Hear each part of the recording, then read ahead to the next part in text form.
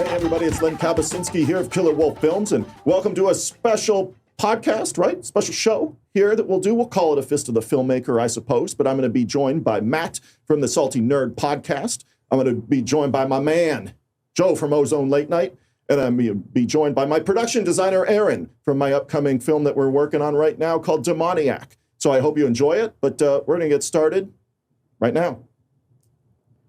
Okay, well, I don't even know how to start this. I'm so clueless. I am in an actual studio that has professional microphones. You can see one. This is a Shure microphone, and there's video of me, which nobody needs, but it's there. I am in the Salty Nerd podcast studio. That's correct, right, Matt? That is correct, although professionally we're known as the Las Vegas Podcasters Studio. I'm in the Las Vegas Podcasters Studios here in wonderful Las Vegas, Nevada, on a very warm day, and I'm joined by, I don't know your last name. This is how unprepared I am, everyone. See how bad it is?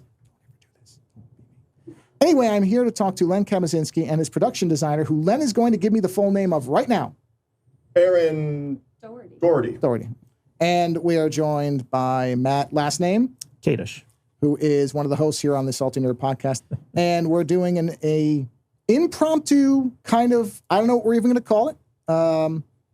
We can call it an Ozone Late Night. We can call it a Fist of the Filmmaker. We can call it anything. Who really cares?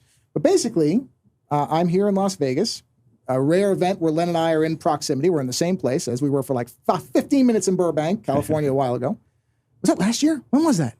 Probably, well, it was Pact of Vengeance time. So, you know. Because you were doing filming with Leo for October the sniper of 21. What, damn it, was it 2 years ago? Yeah.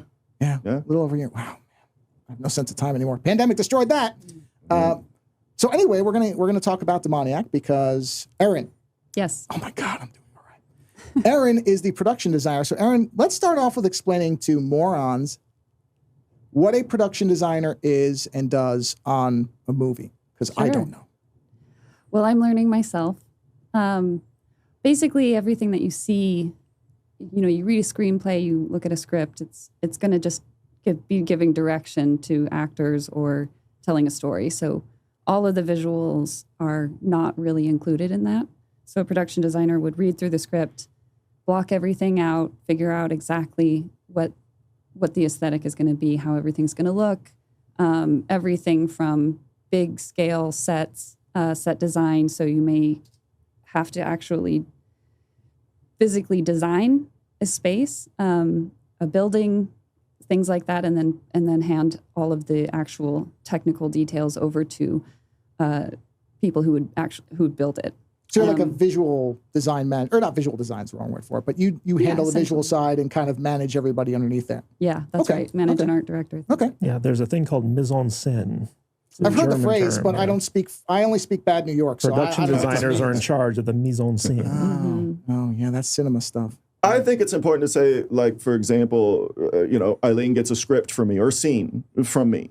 And talk about designing like a mood board, what goes into that. I know you've been doing several mood boards now we're into the second act of me and Eileen. Hey, Barrett there. I hope I said your last name there right, Eileen. I basically, or we write a scene, kick it to Erin, and Erin makes a mood board of it. Talk about what what is a mood board? I've heard the phrase. I don't know what that means. I don't know what anything means. I don't know anything.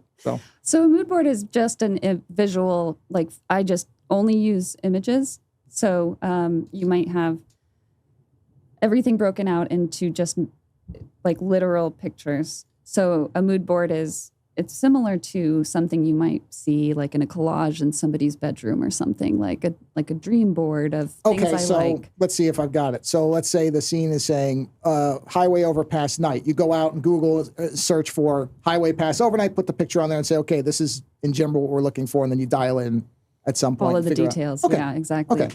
So with Demoniac, I've just been kind of laying out every image that kind of matches exactly with the script, how I want it to look. And then over time, you get this beautiful transitional look of, say a scene goes from really gray, and then as the mood of the scene changes, it progressively gets more and more red or something. So when you're looking at a mood board, you can just really quickly, anybody looking at it can quickly understand the tone of the film, the basic idea of where everything's going. And then as you get further in production, you dig into all of the details of, okay, what exact, liquor bottle are we going to use for this scene? How is it going to, where are we going to get it from? How is it going to be important? Right, the color.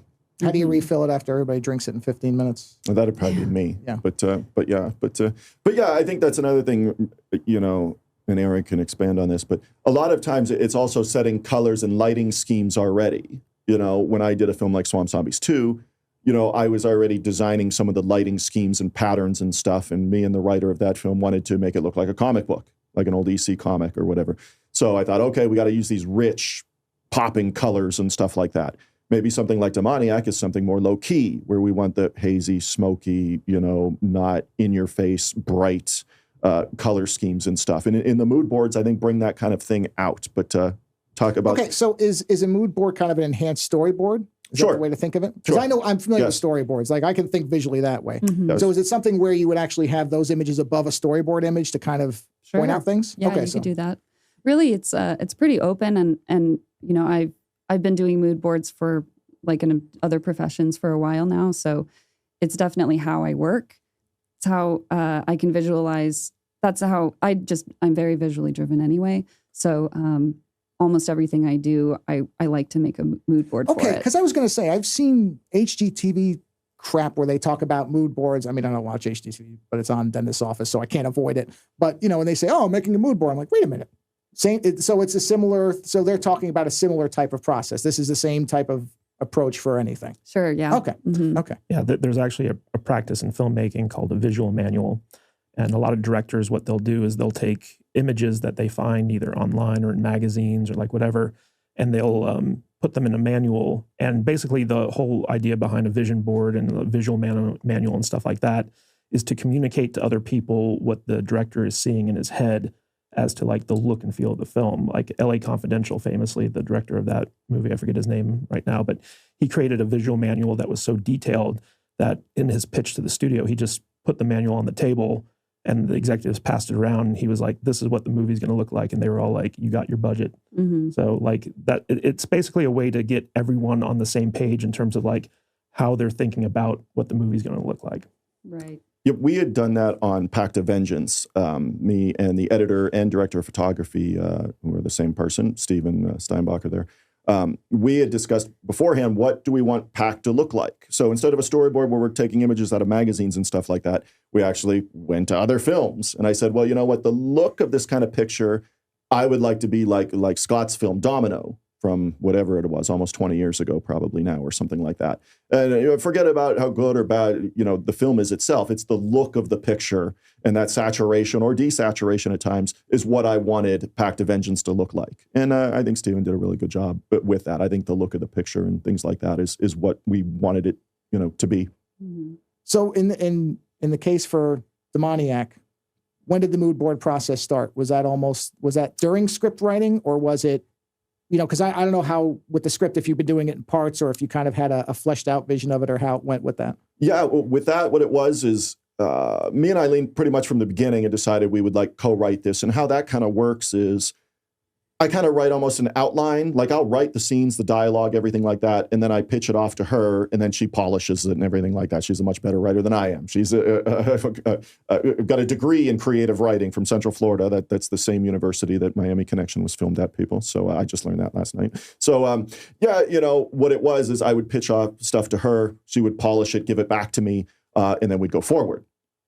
And I think we had gotten through pretty much just about the first act. It's into the second act now where we're at in writing it. So as things build and things like that. But once the first act was done, Erin had contacted me and I said, oh, well, here, you can read this and see what you think about it, kind of thing. And then, the mood boards and things started to develop from there. And, when you first get into film, there's that initial rush of excitement and things like that from people that haven't, maybe done a lot of film and things like that. It's not my first rodeo with things. So when I see new people excited, it kind of brings back, oh, this is why I do this kind of thing too, because I like Remember before Hope died? And I've been around a little while now, and it's like, yeah, when I see that excitement come in from other people and stuff, it reminds me that, hey, they're not here out of the blue. They're here because they saw my stuff somewhere and contacted me. So, and in my career, I really thought at Pact of Vengeance, if it was over, I'm okay with that probably. Leo's gone, stuff like that. If I went out with that film being my final film, I'm still okay with it. But I think Demoniac will happen. I can see and hear excitement growing about, getting this thing done. It would be a very micro-budget style picture, which I think is very, very doable. We wouldn't have to have a, $75,000 budget or something like that. And explain for anybody who may not know, Demoniac, the basic synopsis of it, the approach, that type of thing. Oh, yeah. Demoniac's about after Pact of Vengeance, which is a massive scale film for somebody like me and $38,000 to get it done kind of thing. After Pact of Vengeance, I thought, if I go on to do something else, I want to go back in terms of scale. Not quality or not production value, but scale, I want to go back, which means I don't want to have a crew of 80 people or something like that. I'm going to write a contained story where I can have an initial main cast or main and a little bit of supporting that wouldn't be more than a dozen people or something like that. Nothing that's going to need a crazy amount of extras and that kind of involvement and things like that. So keeping the production pretty contained and then focus on the quality of it. But what Demoniac is about is it's set in the world of stage theater, which if anybody knows me, they know that's where I began. I'm a communications and theater kind of split major. I've been involved in stage theater, many, many productions over the last 30 years kind of thing. But it's set in the world of stage theater where we have a struggling writer and artist and director of the theater that's kind of struggling to kind of get creatively going, and they're trying to get back this theater community and get a new play that's going to be exciting and stuff. Well, she ends up discovering this script that was a long-lost script of this theater after an accident. I don't want to get too much into it, but there's an accident in the theater. People die many, many years ago. This script then presents itself to this main character here, this struggling director, and she kind of makes the deal with the devil, if you will, that, hey, you know what? I might be able to get this play done for you. Who knows what it'll do for your career, but you just sign on the dotted line and, well, I can make this happen for you, but what will you make happen for me kind of thing? And it goes from there. So it's not an A24 style film because that's not what I do, but it is more of like artsy horror kind of stuff. And I really like the way the script, we've been doing it. It's a slow process, but at the same time, I'm okay with that. Like I said, after Pact of Vengeance, which was a lot just mentally and physically draining for me. I'm injured all through Pact of Vengeance with a pinched nerve that it was just very, very painful every single day of the week. It just wasn't a fun shoot overall. I mean, you have fun moments here and there and stuff like that. And but now I'm 100% healthy, and I'm ready to go forward and get this done kind of thing. Erin, is your background visual arts? Is it film? How did you get into doing this type of stuff? Well, with film, it's just always been a passion, but nothing that I was pursuing. I went out to work for Pop Sockets, the phone gadget company. Wow, those things I hate. That's great. No offense to Pop Sockets. I can't stand them. But they're in Terrifier 2. I appreciate that. Yes, they are. They're featured Hey, look, heavily they're in great for some Terrifier 2. people. I guess I know how to hold a phone. Not trying to insult people like Pop Sockets. Use whatever you want to use. Go ahead. No, Sorry. I completely understand. So I got the chance to go work out there and build that company's marketing and also design the product. And that was all new for me. So it was a huge opportunity. Well, you did well because they're everywhere. Yeah, exactly. So obviously you knew what you were doing because, man, I can't go anywhere without seeing them. So good work. You marketed it well. Thank you. And that was a big chance for me to learn a lot about what I do now for production design. I mean, I was doing a lot of visual mood boards. I was creating all of the campaigns for, say, like an email or the actual visual aesthetic for the company overall. I did a bunch of photo shoots, which was so fun. When in the early days of a big company like that, where you're still kind of scrappy and startup, everyone takes on, a ton of roles. So in the early days, that was the best part, was just having total control over everything, having to be flexible, having to be creative, and figure things out on the fly. And being on set of a photo shoot was so fun. It's really fun for me to make, for me to make an experience for everybody that's really enjoyable as well. So then when I left Pop Sockets and the pandemic happened, basically. And so that whole time I was pretty isolated, but trying to just keep creative. And then coming out of hiding, essentially, I thought, I really, really want to make movies. I'm going to do it. Like, I'm super inspired to do it. Careful what you wish for. And I'm happy to have all of that time, too, to like, She's have not done running nothing. the whole thing, Len. That's the I difference. know, You can do the one that- part you that like is- and leave the rest to somebody else. Then it's still fun. That is my curse, but I have to worry about that. They don't. Everybody else is allowed to have fun. Well, I would like to do my own movies No, you wouldn't. eventually, but No, you wouldn't. exactly. Maybe I'll change Smart my man. mind. Smart. But man. for right now, working with the script, with the Demoniac script, has been amazing. I mean, I got the first act, and it was so up my alley. It's exactly the kind of movie I want to work on. It's the kind of movie I would make myself. It's like I completely understand the aesthetics of it and the tone and everything. So a big part of what I do in the mood boarding is to kind of get a sense of the whole picture. What is happening here? What are all of the little subtleties and meaning behind everything? So you might have something like, I was going to say, what's like an example of something in the script where you're like, okay, I have to go find this, if you can think of an example Right. from it. a good one, I think, would be like alcohol. So say there's a How does it always character come back to alcohol? who's an If you- alcoholic. Interesting. The main character in the story is like an alcoholic, and we kind of drop that subtly into scenes. And, as we go back and write a second draft or polish things on it and stuff, we want to bring out some of those moments more as to like the why without dragging the story down. One of my concerns with doing a script like this is always don't be boring. Don't be boring. Years back, I did, 7 years ago now, something like that. I did a film called Blood Prism, which is not a karate movie for anybody that's seen it. But, I'm always very aware of my pacing of stuff, or at least in the last several years I have been anyways. There is no kicking and punching people in the face or anything like that. Those fight scenes in a film like Blood Prism are the gore scenes, are the nudity that's in it. There's something pacing the film along every 7 to 8 minutes. You want something attention grabbing to happen. And I think Blood Prism does a pretty decent job at that. That's something I would go back, and if I had better equipment and things like that at the time. And I mean, it's in HD, the colors pop, all that kind of stuff, but it was just shot on like a Canon G20, G21, something like that. So, we don't have the interchangeable lenses and things like that. We just go off the fluorite lens on the camera kind of thing. But I think a script like Demoniac, I'm thinking of it the same way, though, I would have thought of Blood Prism, another like non-action picture that I would have done. So not being boring is really, really, really, really important to me, because I'm a fan of these kinds of movies, too, that I make. I mean, all I watch is junk that's on Tubi and stuff that, and you of all people know, Joe. Oh, I know. I love that stuff. So, my thing is not be boring, but be exciting and be different. And, if people are like, well, Len's not throwing kicks or punches and this kind of thing, well, I got a whole shit ton of movies that do that, that you can watch just about anywhere. Hopefully on my Patreon, people. But you can watch them anywhere kind of thing. But I like when people think I can't do something that I go out and do it kind of thing. So that's where we're at with this one. So, okay, example, right? Alcoholic, you want that to be a background element. There's not dominating. Is Right. that in the script where it says keep this in the background, and then you Yes. do things like put a little half empty glass, but it's just sitting out of frame or whatever, so that they get the idea that he's always, or he or she, whatever, is always drinking? Yeah. So my job would be, okay, the script says that she has a room with alcohol bottles from the night before.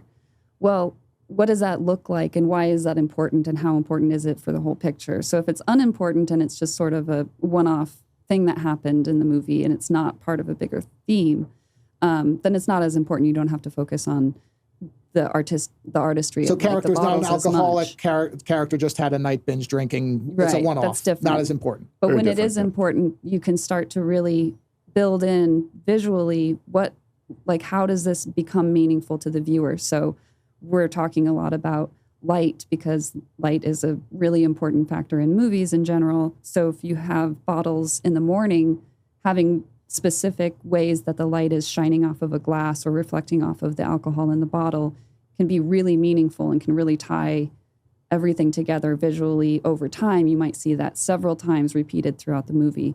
The way the reflection bounces off. And so I also think about things like, you can tell in a movie when somebody has just put water in a bottle and try to make it look like vodka. Vodka coats the inside of a glass. It leaves a different kind of stickiness. Film or something. Mm-hmm. It moves more slowly. Those are the kinds of things that can be really powerful, and I think can really fill things out. So I try to focus on those things, build that into the mood boards visually so that everybody on set knows, like, this is what's important about this. So we're also talking about things like coffee. Coffee similarly might be some kind of vice, an addiction. And if you have... I wouldn't know anything about that. Yeah, I think that's important because in a film called Demoniac, there is a lot of demons in the movie, whether it's alcohol, whether it's drug use, that's all in the movie already, whether it's other stimulants and things like that.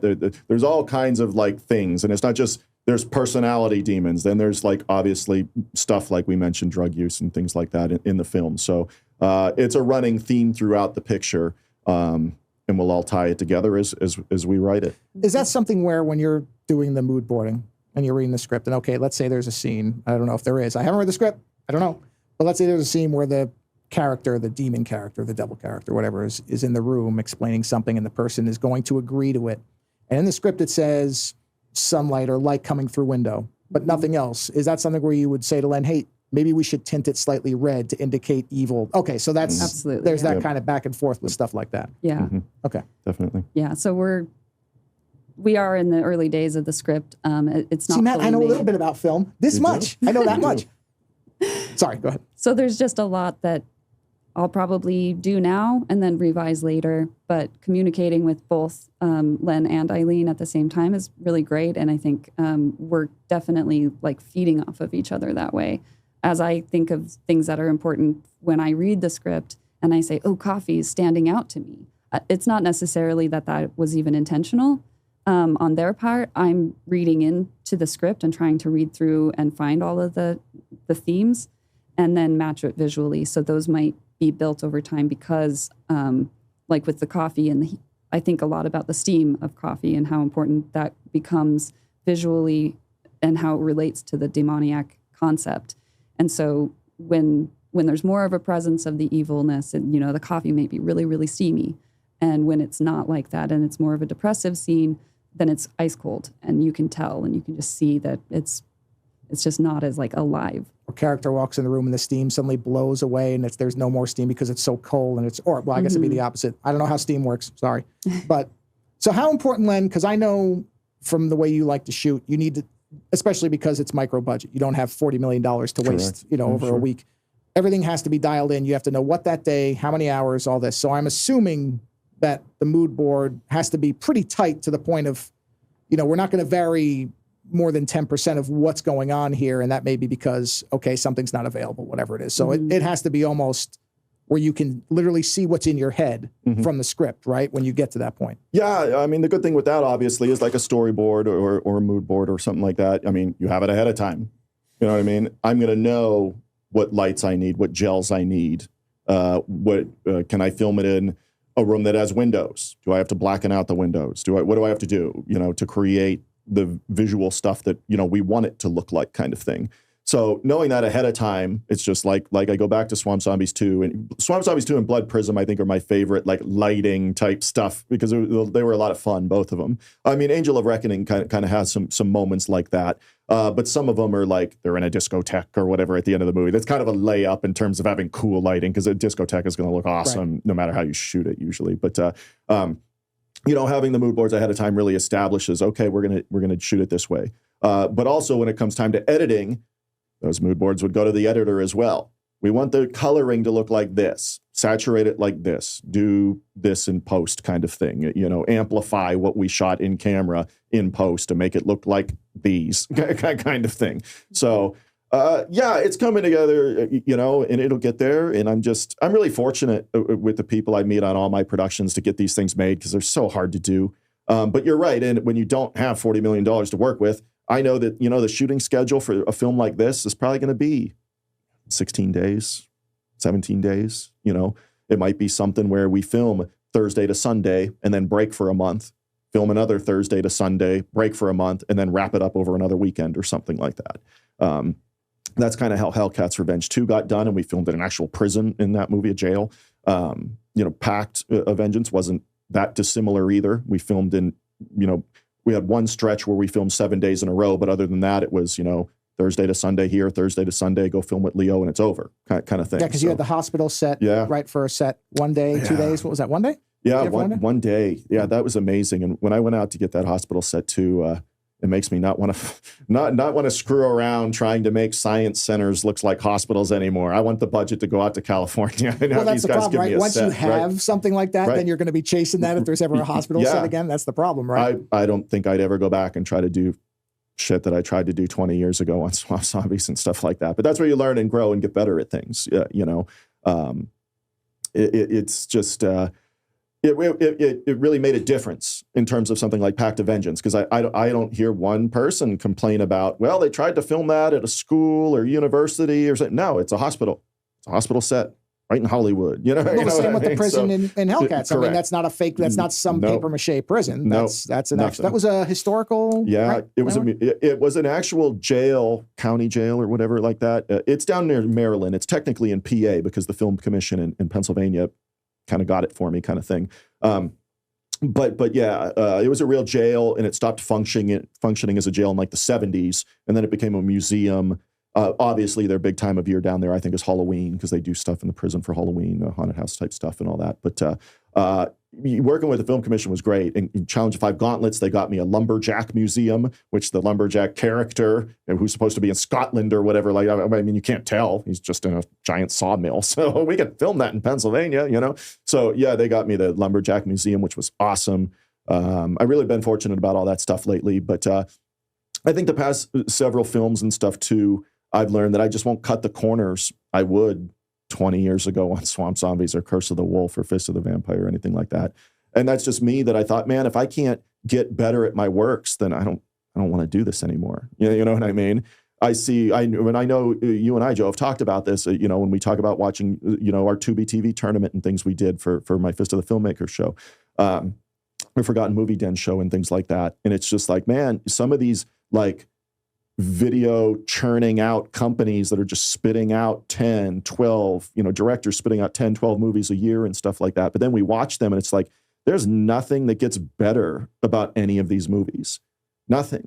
Yeah. Maybe one movie's slightly better than the other, but production value and acting and all these things, they're just cookie cutter, direct-to-video factories and stuff like that. And I that doesn't interest me. I don't want to do that. So, well, and that's one of the things I've told you multiple times, is one of the things that I really respect about you is if you look at the filmography, you see the improvements. And I'm sure, Erin, you've seen the same thing. You see the improvements. I mean, on the budgets you have, there's always going to be, some limitation, something you can't do. But the effort to try to, okay, the next movie's not going to be the same. And even in the, Blood Prism, Angel of Reckoning, Challenge of Five Gauntlets, Pact of Vengeance. What's similar in these movies, everybody? Oh, nothing, except that you're trying to make the best movie you can, which is all you should care about. But there's a nice variety. And now Demoniac, of course, is to not go back to, but it's kind of more of a blood prismy like the horror. It is. Which, It totally is. I hate to tell you this, though. I don't see a lot of successful horror movies with a low budget. It's not like the Italians ever did it all the time, and they're great. Yep. So, I mean, a part of my job as well is to consider the budget, to make sure that with a movie like this, where it's a small budget and it's a smaller concept, it's not as big and action-packed, it's going to be a lot more close-up, like literally a lot more close-ups. And so it's an opportunity for me to say, here's where, like, the stage itself, the theater, that's highly important. It matters a lot. It matters a lot to Len. That's going to be a big part of the budget. Every other part, I can figure out how technically, like on set, how to build something that is as cheap as possible. So but still looks amazing. And that's where it's really creative for me to be able to do that, to say, okay, well, here's the literal shot. So what's actually required? Like, do we really need, say, an apartment to have everything? Or can we have a little workshop that's got like 3 rooms that work? And then we can kind of make a bedroom look like a bedroom, because you can kind of make any room look like a bedroom. Things like that. Yeah, I think that's something really important, because there's not a lot of locations in Demoniac, so they have to be really on point. And one of the major locations of the movie is obviously this main character's like apartment or studio loft kind of thing. But the thing we have to remember when we do something like that is we do a lot of 85 millimeter photography. If it's a 20 by 20 studio room, I don't have enough space to have a lot of options in terms of what stuff will look like. I have to be able to be 12 or 15 feet away from the subject I'm shooting. That subject has to be X number of feet from the background so I can blur it out. Otherwise, everything's going to be in focus, and that's not ideally what we want all the time. You don't want flat focus? It works so well. Right. So, so that's where we're at. And we got to think of those things in terms of locations too. I mean, most of this will be shot on 35 millimeter and 85 millimeter lenses and things. But I think as we wrap up the podcast here, we'll just go around the room, man. Matt, what do you think? I personally can't wait for Demoniac. I was very, I loved Pact of Vengeance. I thought it was a very fun film to watch, and always room for improvement. I've been a fan of yours for a long time, Len. So looking forward to seeing what you got still in the tank. I don't really like the word fan, but viewer maybe. I don't know, something about it. Like Len has fans, and I thought I don't know, but yeah, thanks, man. I appreciate that, dude. Joe, what do you think? I'm not looking forward to it. I mean, not at all. Your output has just constantly bored me, and I don't know why I even bother. No, I mean, look, not to use the word fan, but you and I have done shows now for a while. Yeah. And I think love every minute of it. We have the same kind of approach to that, which is if I feel like somebody's making an effort, I'll let any flaws or any stuff, because a lot of times it is budgetary. And that's just a reality that a lot of people don't think about, is budgetary things can limit a lot of things, but if there's a sincere effort, sorry, Michael Bay. I'm so sick of Michael Bay just blowing shit up with $50 million every year. Just blow some 50, cars up, or whatever. 200. CGI cars, throw them in the air, fire. Great. That's making a movie, I guess.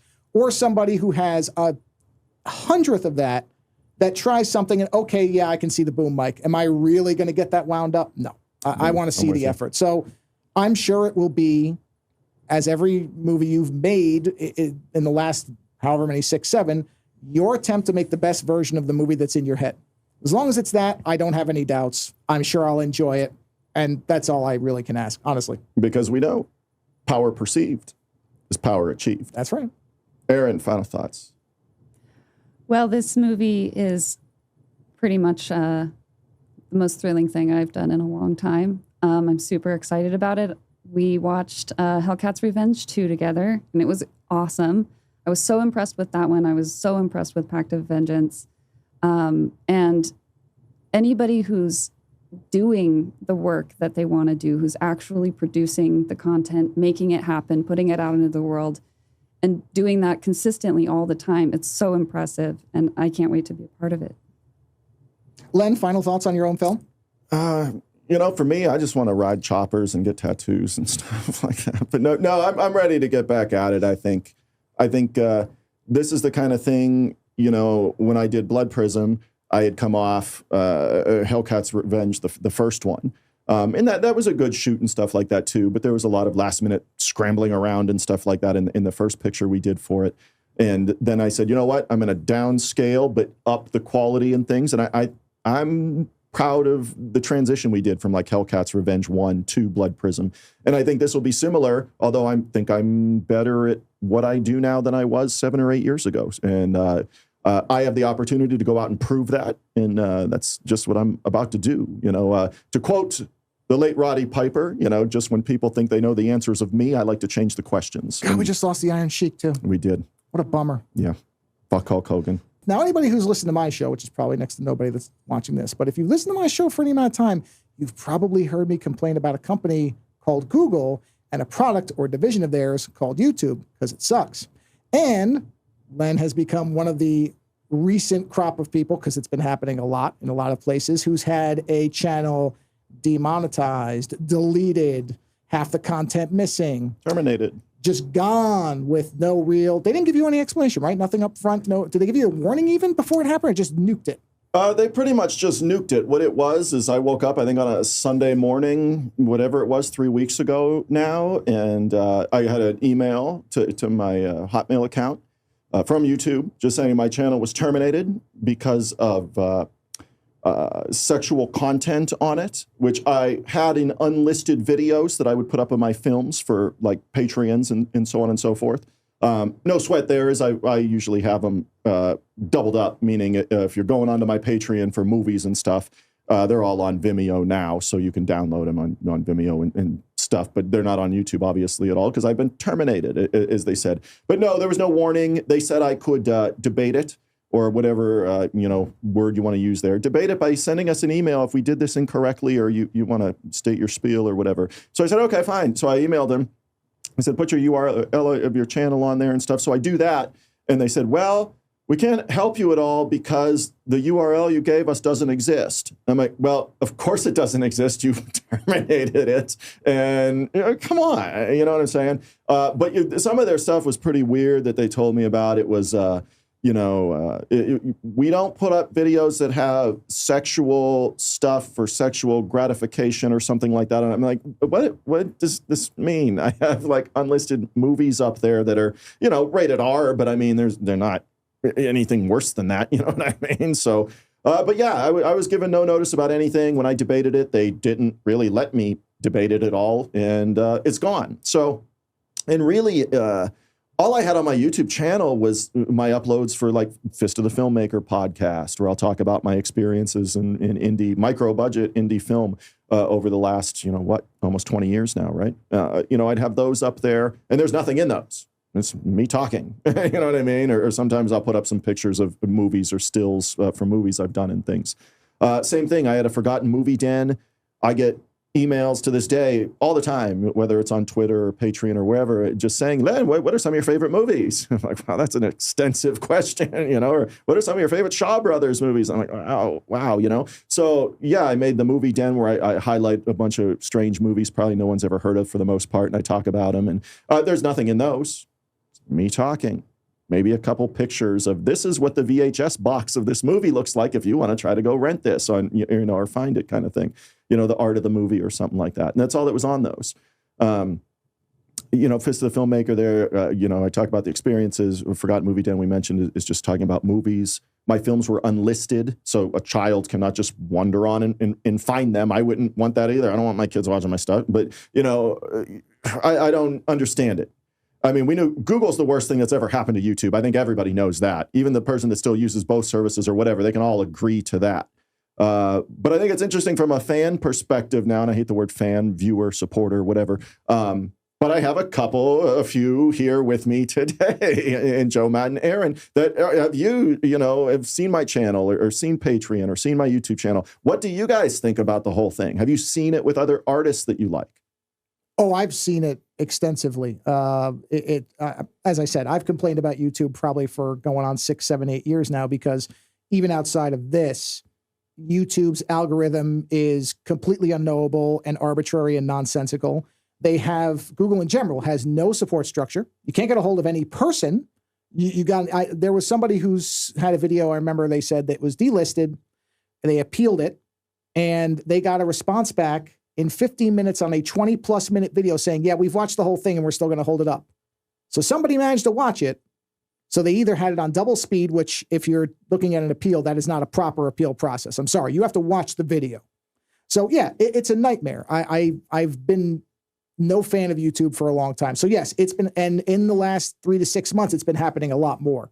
And it's been happening like you, with almost no warning or no warning, and with no real good explanation, because I don't believe a person is responding. These are autocorrect or auto responses that they just kind of go, oh, what was it for? Okay, that's it. Yeah, and just do it. So there's no rhyme or reason to it. Yeah, after it had happened, Jay Bauman from Red Letter Media had contacted me saying, hey, Len, we heard about this. This sucks. We're experiencing some similar things, but not as extreme as what you're experiencing. And I know some of their older videos, if they played a Beatles song in it or whatever, they get taken down. I think they tried to do that in an episode I was involved with. They played a Beatles song over something funny that, you know, in one of their best of the worst episodes, and immediately that got the nix. Yeah, he said they were experiencing the same thing. Jay said the same thing you did, where it's impossible to get a hold of it, like a live person to talk to. And that's a channel that has way more clout than most people. I mean, they have, I don't know how many million probably, but way more of a name than most people. Most people are going to get nothing if they get anything at all. Nothing. You guys, Matt, Erin, what do you think on this? So YouTube basically has the same policy as Google, where they don't look at the content creators as their customers. They look at the viewers and the users as their customers. So they're well-versed in screwing over the people who actually use their service, and they don't care if you're a business or like whatever, they will screw you over. And the biggest issue to me isn't necessarily that like they take these types of actions, because as a private company, they're entitled to do that type of thing.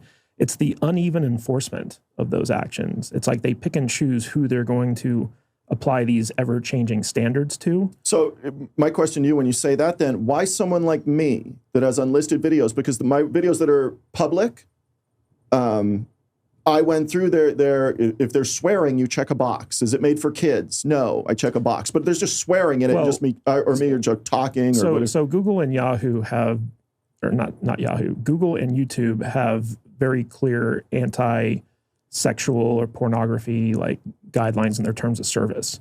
And occasionally they'll just send out their bots to crawl their channels and see if they can like recognize any of the stuff. And if they find it, whether it's unlisted or private or whatever, they flag it. And then it's an automatic kind of like thing. And if they find enough of them, it's like an automatic deletion. And it's something that's done totally automatically. It doesn't have like a person going in there and doing that. So it's just one of those things where, you know, you weren't necessarily doing anything wrong, but the content might have violated their guidelines, because like they do have like very specific guidelines against like pornography and sexual content and even salacious content, you know, which is intentionally nebulous. Like they never tell you exactly what that means, and they keep their terms of service vague so they can basically just cut you down then. Yeah, so they can basically like justify like whatever it is they want to do. So, and this is something like, you know, back before YouTube became a big thing, I advertised on Google a lot, you know, for my business. And, you know, Google just makes these like strange willy-nilly changes to their rules that get enforced retroactively. And so like you could have been following the rules up to that point, and then they'll nuke you for it and completely shut down your business, your livelihood, your fan base, like whatever. So I always tell people, I'm like, never rely on any Google product or service to build your business on. Use it to supplement the real business. And unfortunately, a lot of content creators look at YouTube as the business. Right. Because it's the easiest to monetize with ad revenue and stuff like that. And they're dominant. That's the other problem, is they have a lot of weight. Yeah, there's no real competition for it. them. Yeah, exactly. But don't trust a free service, guys. You don't have any control if there's no monetary exchange. You have nothing. Well, you are the product. It's really interesting to watch Tim Pool. I don't know if you guys ever watch him, but like he has a direct line to Google, and even he like, you know, kind of like plays it like very safe. And but he's like, look, like I'm not putting all my eggs in the Google basket, even though like I'm a darling with, you know, I have a direct representative at Google I can call up and deal with like issues and stuff like that. He's like, you need to be independent. You need to have your own website. You need to have like your own payment processor. You need to have your own parallel economy. Because it's just a matter of time before Google decides that you did something they didn't like, and they're going to ding you for it. And it's smart. You know, you can't put all your eggs in the YouTube basket. Right, and there's services like Vimeo and those kinds of things. People are trying to turn me onto Rumble, I think it's called. I'm not super educated on that yet, but I mean, I'm open to other stuff. But my big thing is I was able to get my films, because I'm certain, you know, for my Patreon channel, that's what people mainly join for, right? Is you want to support my films and stuff like that. So they're all there available on Vimeo and things. And, you know, in the future, I'll just put my videos on there. But did you lose all your podcasts? All the podcast stuff, except I've got tons of podcasts available on my Patreon that I put up there where I'm a guest spot on somebody else's show kind of thing. So if they're posting those, they're not deleted yet. So those posts and stuff are still on my Patreon. Did you have local copies of them, or were they only the YouTube copies? YouTube copies, yeah. Oh, yeah. Like for my stuff, I have some backups and, you know, on, you know, SD cards and stuff that are there, but is every single podcast I've ever done on my own, like backed up? Probably not. But, if somebody really went back and said, well, Len, I heard about, you and Joe from Ozone Late Night doing the special where you compare, contrast Jaws 4 or Jaws the Revenge and Orca. I have that backed up. So if they really wanted that, I will repost it and stuff. Our sound and stuff has gotten way better through the couple of years since then. But one of the things that we tell our clients here at the studio is that one of the benefits of doing podcasts, not video podcasts, but like the audio only podcast, is that it's decentralized, right? So like if Apple decides to ban you, like you're still on Spotify and like a billion other like podcast aggregators. If Spotify decides to ban you, you're still on Apple or like Google Podcasts or whatever. So it's very hard to get canceled on the audio end of things. Yeah, SoundCloud, I was using that for a bit, but then I thought most of my fans were chiming in on Patreon and stuff where it's just, hey, we like the video, we like to see you kind of thing. Yeah, but I was doing and Patreon's SoundCloud. a big platform for podcasters. Like some of the top earners on Patreon are just audio only podcasters. The YouTube stuff is actually a completely different game. Like you have to do things differently on YouTube in order to gain traction than you do like on the audio end of things. But YouTube is basically the only outlet. Like Rumble is kind of coming up, but they're still not at the scale, and they don't have the monetization. Vimeo. It's a Twitter scenario. Yeah, that there's no alternative to Twitter if you don't want to be on there. So there's Mastodon, there's Blue Sky, there's like 4 other ones. And everybody's like, well, which one's going to replace it? We don't know that there will be one. The storage requirements and the bandwidth and all that stuff, like YouTube doesn't make a lot of money. Like I think they either break even or they operate at a small loss. I think there was something. Oh, no, they make money. I looked, $6.8 billion in 2022. They made for Google. But how much are they spending though? I don't care. They're a multi-billion-dollar company. Somebody on Twitter said it. I know it's asking about. I'm like, bullshit. It's the same issue. It's the same issue Twitch has, right? Like Twitch is the largest live streaming service on the planet, but they're losing money for Amazon because of the hosting fees and the bandwidth fees and stuff like that. So, when you have a company like YouTube where hundreds of hours of content are being uploaded per minute, it's expensive. And so even though they pull in like $6 billion or whatever, maybe $1 million of that is a profit. I mean, like that's $1 million more than you make though, right, Len? A little bit more. Yeah. I'd be surprised if it wasn't a little more than that, but still, yeah. My issue with it is that there is no option for somebody to even pay for possibly an exemption for the rules or some kind of way. That's why I never like this free for anything model. It's like, no, if you're not paying, you can be screwed over in a millisecond.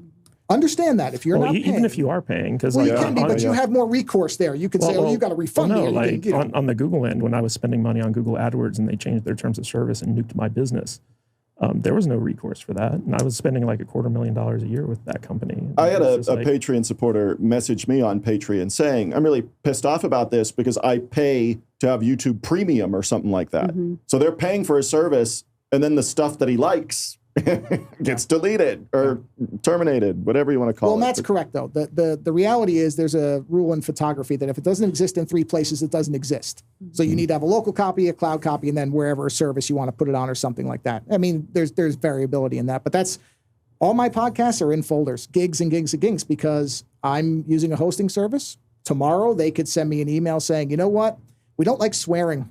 So, and that's okay for me because I have all my stuff and I can move it somewhere. But a couple months back, YouTube implemented like some brand new terms of service things where basically they said like if you swear within the first 7 seconds or 30 seconds of your video, you were going to get claimed. Like that, we had a situation where on a live stream we played a music video. It was 10 seconds of this band called Baby Metal.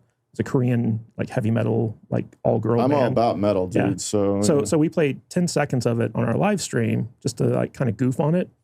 And then immediately after the live stream ended, we got a channel strike for that 10 seconds. Wow. Like it's not a copyright strike. It was a strike against the entire channel. Where you get 3 and then that's it? Yep. Yeah. Wow. So, and it's one of those like damned if you do, damned if you don't things, because if you appeal it and you lose, they give you another strike to try to discriminate against you appealing. Thanks for playing, but here's another strike. Exactly. And I know that when they made those changes, Red Letter Media started bleeping out their curse words because they were getting hit. This for is what stuff. Jay was telling me the other day when he said, "Oh, it's not as extreme." But then, one of their changes basically retroactively made every single gaming channel on YouTube like in violation. And so the outcry was so big that YouTube actually had to, for once, go back and roll back these new policies that they implemented, and went back to just the way it used to be. And so, like, in that case, there was enough of a pushback where, like, the creators won. But for, like, the most part, it's like a sniper, right? They could adjust it. Yeah, slowly. but it's like a sniper. If they have one person in their sights, they can take you out really easily. But if it's a whole army, it's like they got to retreat. So, Erin, what do you think of this? You've used YouTube to upload some of the videos and things that you've been a part of. What do you think of it all? Well, I am somebody who watches a lot of stuff, so I am watching a lot of quite a variety of different kinds of videos on YouTube, and listening to a lot of podcasts. So it's been kind of weird to see so much of that content being created by these people that I love, doing the thing that I love to watch them do, them being sort of forced to then make this kind of stuff, like where we're sitting around and we're having to complain and talk about the details of like a bureaucratic nightmare of the platform that everyone's just trying to make their actual art for. There's so many different kinds. I'm thinking of ASMR videos, which I'm a huge fan of, and so many of those will also get demonetized as a big one with them, just for misunderstandings. And then you have these people who are supposed to be talking about something interesting that I love, having to talk about the details of demonetization and how YouTube works. And that's not, it's a weird way it like bonds everybody. And it does kind of communicate to the rest of the world what's happening behind the scenes.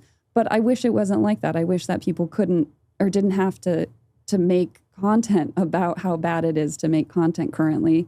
But I do think that it does kind of force a new paradigm. So it does mean that Patreon is a bigger thing. I've switched completely from Spotify to Patreon.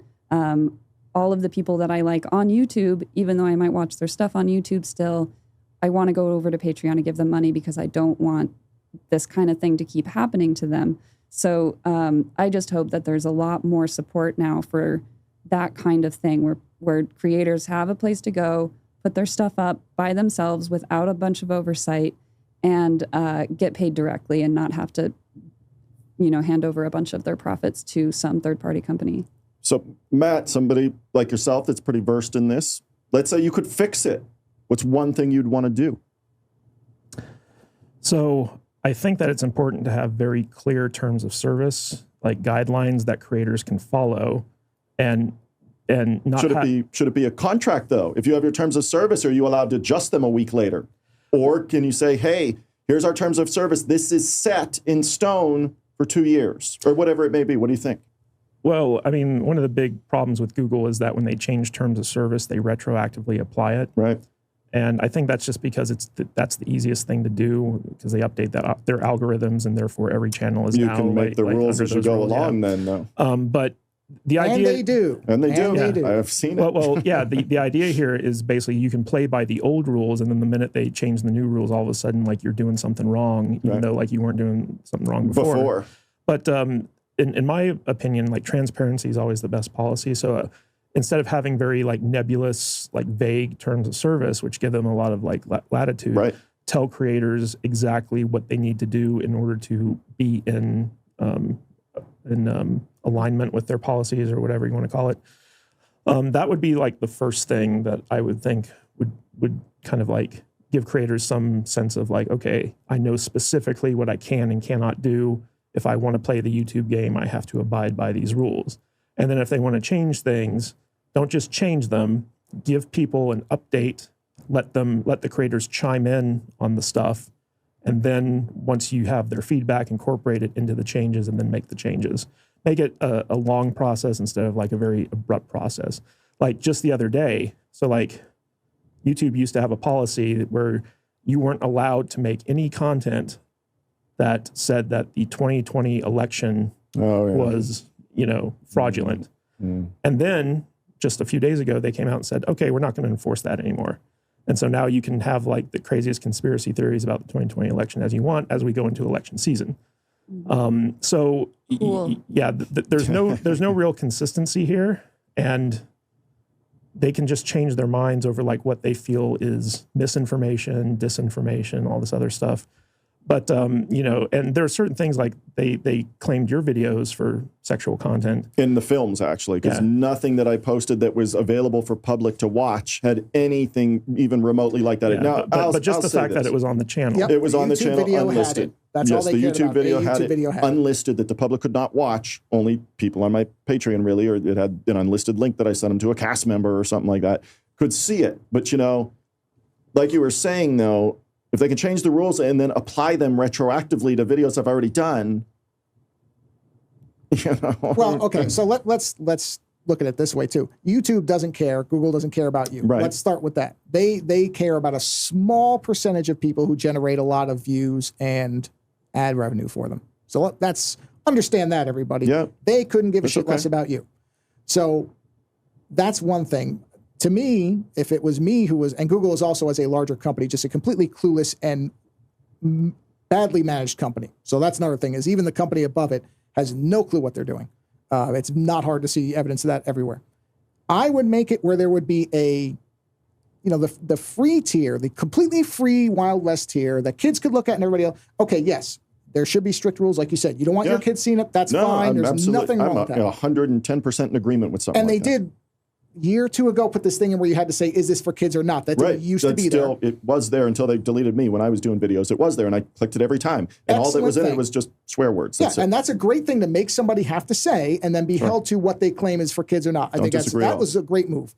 They should then be able to say, okay, this creator is just like a movie, right? There's rating systems so that you know what you're getting into. If you walk into a rated X film and you see a penis, I'm sorry, I don't know what you thought you were going to see in that movie, especially, you know, if it has a title that kind of leads you to it. So sorry if that's going to ruin your YouTube channel by me saying penis now, because now I don't even know what I can say. It's your YouTube channel. Well, yeah. My YouTube channel is so disposable, I don't care if they nuke it. So there you go, Google, you're welcome.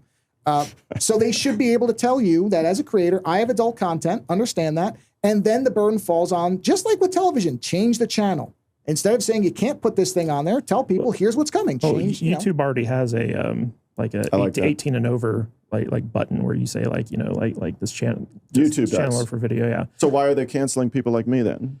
Because of the sexual content stuff. Then it's not really 18 and over. Then you're restricting. Then you're censoring what rated R should be by the guidelines of the American Picture Association. Well, the AI that YouTube institutes can't tell the difference between intent. So like they can't tell like, oh, this isn't porn. This is like just nudity in a movie. They're able to recognize boobs. But that is a very faulty system then. Mm-hmm. Well, yeah. But it's also it's not as if there isn't a solution for that either. And this is where I don't have any I love room the for rating excuses. system idea. Well, that and what you could do is if you're uploading something and the system sees sexual content, and I agree, it's not smart enough. People think they see AI everywhere now. They think it's smart. I'm sorry, it's stupid. It's not what you think it is. This is not Skynet. So it just doesn't match. You get notified and it says, we found this. Please tell us what this is. And you write, oh, it's a sex scene between two consenting, or whatever, whatever variation on that. Now you've supplied that. Their responsibility is now to say to you, you said this was something that is not, a rape scene, let's say somebody uploads a real rape scene. But the amount of personnel, like actual people that it would take to do something like that, it's just easier for them to just delete the channel. Right, you're right. But and it's cheaper as well. I don't have any excuse meter for these companies. They make too much money. I don't want to hear this stuff. I don't want to hear that it's too hard. Eat shit. It's not too hard. You have billions of dollars. I don't care where it's coming from. You're making it. You can hire a team of engineers. I wouldn't give this excuse to Apple, Google, Microsoft, any of these people, where they can hire teams. Listen, they can hire engineers to crank out a phone that nobody wants or a headset that's going to barely work for $3,500. That's Apple, not Google. I know the difference, but I don't want to hear it. They make a ton of money on people that then they can, like Len, can just wipe out. Luckily, Len doesn't make the majority of his money from YouTube. Or he'd I didn't make screwed. any. I couldn't get monetized by YouTube either. So they're deleting someone that's not monetized. Oh, they couldn't. You couldn't get monetized? Nope. Why not? I checked all the boxes, crushed all the boxes, hit them easily, except watch hours, because most of my videos are 20 minutes. You know what I mean? In my films, I don't know if unlisted doesn't count in terms of those hours or how they were doing it, but I could not get the watch hours, and it seemed like people were watching my stuff, but yet my watch hours weren't moving. And I'm not saying conspiracy theory there, but it's whatever, dude. But I like Joe. I like the idea of a rating system, but then who upholds it? You know what I mean? If it's AI, they're going to see everything nudity as a potential strike. That's but rated that's R. where you would have somebody check Yeah. it. Like I said, I'm sorry. I don't have room to excuse a company that makes so much money. Well, I mean, you know, like Google, they have like account info. They know like, you know, your birthday and like stuff like Sure. that. So it's pretty easy to put age restrictions on certain things. Right. In fact, Yes. if YouTube wanted to shadow ban a video, they would just age restrict it. Yep. And that would throttle its reach and very few people would see it. But we're talking about like private unlisted videos, right? Like so like they're available for YouTube if you have a direct link, but you can't search for them. Correct. It's very hard to You'd find them. never find Blood Prism on there. You'd never Yeah. find Swamp Zombies 2 or whatever like that. But yeah. But So- there's another side. There's no support structure. And again, you know, you could say, oh, it's tough and they're going to, okay, but they have no problem easily raking in lots of ad revenue on people where you have no recourse. Nobody seems to care about that so much. But apparently. think That's- of the ad revenue they're getting off of top Patreons that are using YouTube. right. I mean, we're talking massive Patreon campaigns that are making thousands upon thousands, tens of thousands the of dollars a problem month. is that there's always going to be more creators, and YouTube really cares more about the viewer than the creator because it's Correct. the viewer's eyeballs that the advertisers are paying for. So as long as they enhance the viewer experience, they look at it like they're winning. So whoever gives them money, that's not their real customer, even though you would think that the advertiser or the content creator, like whatever, would be the customer. They look at the people like Erin who watch, you know, YouTube videos as their customer. And so everything they do is customer focused, but not client focused. And so like if you're a creator and you're trying to build a business on YouTube, they could give two craps about you. Right? Like they're more interested in protecting the people that are, you know, using the service and also pleasing the politicians who would shut them down should they, you know, go against them. So Yeah, and I think from like I pay for YouTube Premium so I can, you know, use the little bonuses that you get from that and not see ads, and just kind of be satisfied that I'm going to have a better experience. But it does feel like But they're taking away those bonuses. yeah, so- exactly that I am not getting what I want out of the service when half the content that I really like gets deplatformed or demonetized or whatever it is. I think this is a good point for final thoughts, is what you're saying right here, Erin. So just, continue your final thoughts on this whole thing. Good question. I mean, I feel like I don't know where we're going to go. I feel I'm surprised YouTube has been the leader for so long that there really doesn't, because it's obvious that it's their size, that it really is the size of the amount of videos getting uploaded is unbelievable. It's astronomical. Like Matt was saying, it's hundreds of thousands of minutes or whatever. There really is no way to have people overseeing any of it, just like it was for Facebook. I mean, Facebook had the same problem where so many images were getting uploaded and they had these little AIs that were trying to get in there. And then you hear these horror stories of the people who actually do have to visually look at images that are horrible, terrible things that no human should ever actually have to see or witness. Driving people crazy, you know, it's pretty awful to imagine that a human might have to like subject themselves to certain kinds of images that get uploaded to the internet. That's just an inherent problem of the internet and of what it means to have so many people involved in it.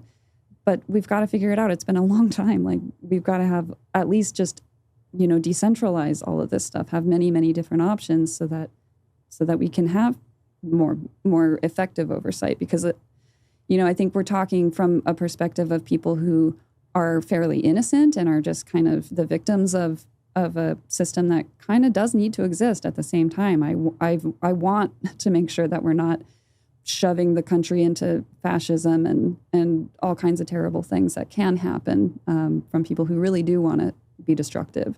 So the need for it is there. It's just that we need a lot more, I think, probably oversight from someone else, government somewhere, to help make all of this stuff possible.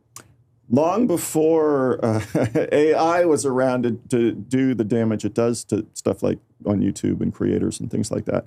I don't know if you guys remember this, but back in the 80s, there was something called the PMRC, which was essentially censorship for most that was hit was heavy metal music and stuff like that. You got your cassette release, your tape came out, and your cassette tape had a stamp on it or a sticker on it saying, warning, the PMRC is striking this album, this cassette, for whatever was being said, whether it was Wasp putting out something or Metallica or whatever it was. You were getting your PMRC disapproval kind of thing. But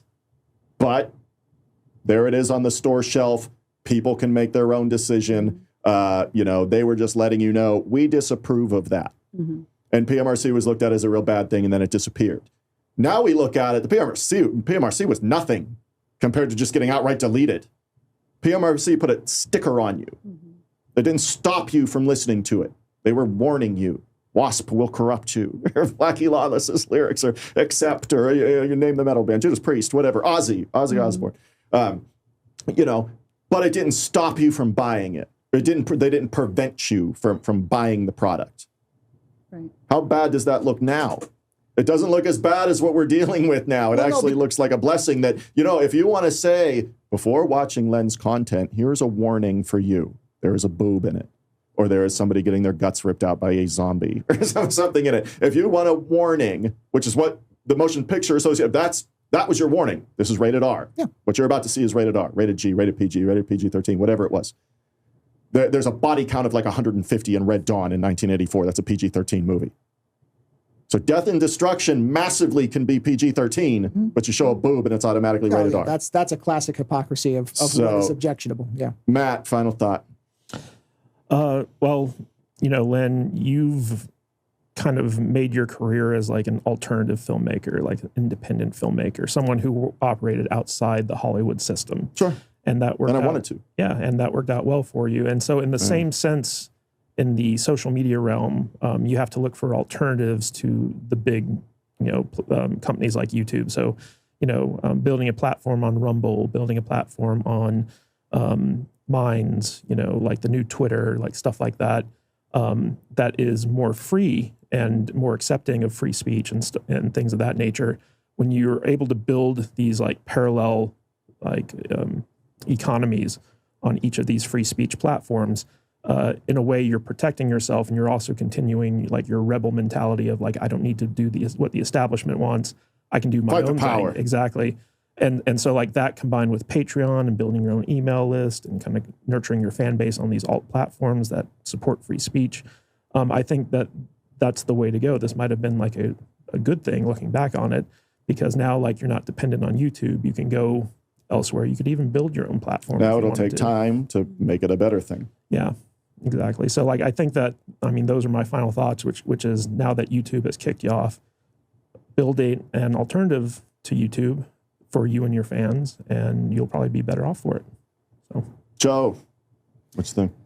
There's two parts to it. I'll try to keep this brief. I'm sorry. I know I can go on and on and on. But one side is I think there is a fundamental lack of value of creators. That's part of this, is that people just expect everything to be free and they just let it go by, and there isn't a proper appreciation of what goes into creating music, film, anything else. We have lost some of that. Let me jump in on you right after you said that, because I want to hear your thoughts on this thing. You mentioned just a lot of videos at YouTube. You mentioned Matt mentions hundreds of hours, of stuff, a minute kind of thing.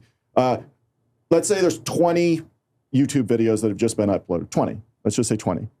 How many of them do you think is just junk? Like a cat video, a kid falling off his bike, or whatever it is. How many videos do you think are just trash videos out of 20? 19 out of 20? Probably. Junk is a subjective thing, because there are people who love cat videos. That's fine. As far as, and that's okay. I don't mind. What I mind more is that algorithm has almost never served me the right stuff. Anytime it comes up with recommended, that 19 out of 20 is nothing I would ever watch. It doesn't know, even though I've watched, I don't know how many hours, hundreds of hours, doesn't know what it's doing. This, again, goes back to the Google and YouTube don't know what they're doing problem. Their algorithm is screwed.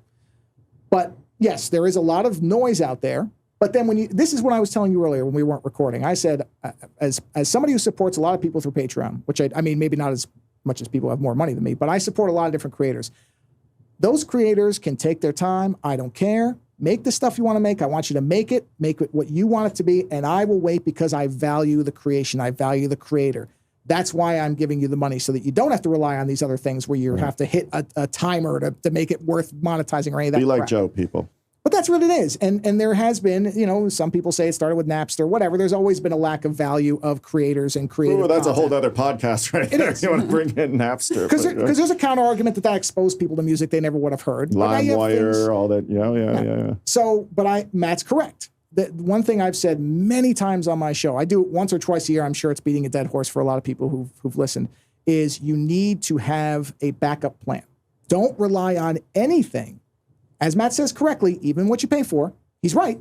I've hosted with the same company for my show almost, I think, the entire 18 or whatever years it's been. They've been great. I get a response. I can reach a person. Can't do that with Google. So that's another thing. Understand your support options, no matter whatever you get into. But I have all my content in a folder, ready to go, backed up to the cloud, just in case my house catches on fire, and on a drive that's in a safe. And that way, if I need to re-upload it, I can do it, because I'm not relying on anybody else. Now, you have your films, of course, but that's a really valuable thing that I don't know how many people who are way younger than us are thinking about. You rely on these things because they're convenient and they're easy and they seem like they're stable. They are until they're not. Have a plan. Have a backup plan. Know where you can move. Even for something software, I use Audacity, which is a free open source editing tool, but I know how to use, Adobe makes something that I pay for. Audition. That's it. I don't like it, but I know how to use it. So if Audacity decided tomorrow that they wanted to monetize everything that's ever, they start asking me all information. Nope, gone. I'll move to the other thing till it screws me. And that's you have to have a plan. Is be ready to be screwed and be ready to move to what's not screwing you today. Yeah, and for me, people know already that are, especially on my Patreon, I think it's more important now than ever to support people that are doing things like Patreon or Buy Me a Coffee or whatever they're doing, that kind of thing. Like you said, and I think that's the important point is, you're supporting the creator because that's what you want the content from. You don't care where the content's posted. You're supporting them and what they do. And I think that's important, more important now than ever, really, especially for somebody like me that gets terminated kind of thing on YouTube. But moving forward, I'll use Vimeo, but I'll look into Rumble and stuff. So, people that are going to jump on my Patreon expecting my films and stuff, Patreon has a search box. You type in Swamp Zombies, it'll pull up. My wall still has hundreds of things posted on it on Patreon, even though, my podcast from YouTube got deleted. You can actually upload video directly to Patreon now. Can you? Yeah. Is that like a really recent thing? Yes. Relatively. I think it's a response to some of that. I have tried that in the past. Again, I haven't probably tried it in 6 to 8 months here. But I have tried that in the past, and it was too big a file, obviously, and things like that. So I wonder what the restrictions are there, because I would love to do that. And I might just start that soon, people, on Patreon, where I can just upload it right to there. Is there like a gigabyte restriction? Do you know what it is? So I think it's up to 2 hours and HD only, so not 4K or anything like that. Okay. Beats nothing. I have HD versions of Pact and things. Pact is the only one. Pact of Vengeance is the only thing I've ever done in 4K. But I have an HD version of all that kind of stuff. So, and I would imagine they'll expand that. If it's popular and there's money, they'll expand it. Let's say, their cap is it can't be over 12 gigabytes or something like that. If that's the case, then the only drawback is that you have to watch it on the Patreon app or on the website. And so it's a little bit inconvenient for most Patreon users, but there are no copyright restrictions or anything like that. But there again, if somebody supports you, they're going to do that because that's where it is. For me, some of the stuff that I like to watch on YouTube's old ninja movies or whatever, hard to find things, I plug it into my HDMI cable into my television and watch it on my television screen. But that's what I end up doing. But go ahead. Sorry, Matt. And as we wrap up, thanks everybody for listening. Matt, thank you very much for allowing me to sit here and use equipment that's 30,000 times better than what I usually use. And here we are. In a wonderful air-conditioned studio, because Nevada's hot. It's hot here. Yeah, well, it's my honor to host you guys. Love having Len actually come out here. I've been working on him for over a year. Come on out here. And we were able to get the studio set up. And yeah, that's one of our selling points is we have air conditioning. And the equipment's good enough where you can't hear it. So that's the final product. How about that? So I don't know how to close this out better than that. So thanks, Matt. This has been great. And Erin, thank you very much. We'll talk to you soon.